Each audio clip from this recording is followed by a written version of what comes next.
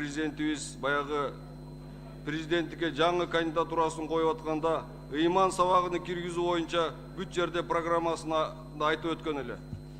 Улуу деген сөз бул бир гана Аллага татыктуу. Алла татыктуу улуу деген сөз. Улуулук бир гана Аллага татыктуу. Тиешелүү. Мектептерге ыйман сабагын киргизишибиз керек да. Анткени биз ошондо бүгүнкү күндүн проблеманын биз тамырынан кырккан болобуз да. Баягы Ислам университетин бүткөн билимдүү, жогорку билимдүү кыздар балдарыбыз бош жүрөт азыр. Ушу 1000ге жакын мугалим болчу балдар бар экен.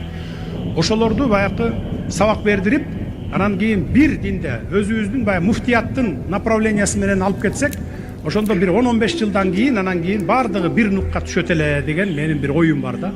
Ушуга сиз көңүл бурсаңыз, урматтуу доктор Ушашевна, эми сиз баягы Советтер Союзунун мектебинде атеисттик көз карашта окуткан Советтер Союзу.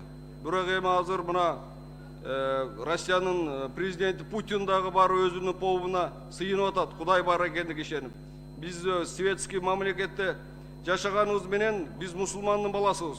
Ошондуктан сиз мына муфтият менен макулдашып туруп, ушу мындай ыйман сабагыны киргизсеңиз, себеби бул ыйман сабагыны кирмейин сайын мектептерде балдар баягы адыркыдай мына синтетикалык наркотикаларды колдонуп атат, синтетикалык ар түрдүү заттарды колдонуп атат.